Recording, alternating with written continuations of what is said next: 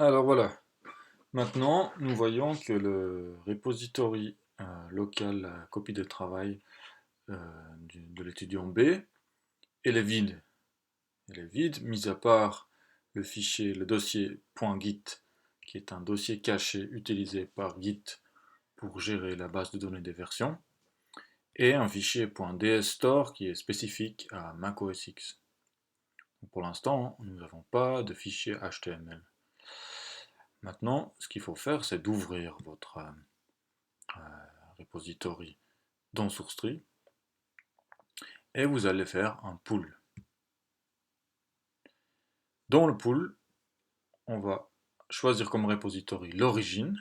L'origine, c'est le repository duquel on a fait le clone tout au début. Donc ça nous va très bien. On a ici l'URL, c'est notre tuto Git.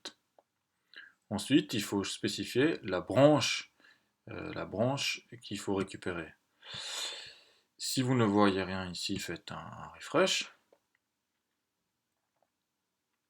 Et voilà, on retrouve la branche master. Ce qu'il faut avoir ici, c'est que ça va de master et ça va dans master. Ça vient de master et ça va dans master.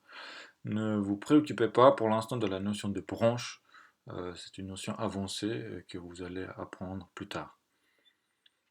Ensuite, ici, vous pouvez laisser les cases par défaut. C'est marqué commit merge changes immediately et puis rebase instead of merge.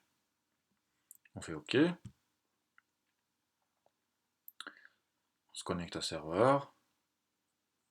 On récupère les données, et maintenant si j'ouvre mon dossier ici, voilà, j'ai récupéré le fichier index.html que l'étudiant B avait pushé tout à l'heure.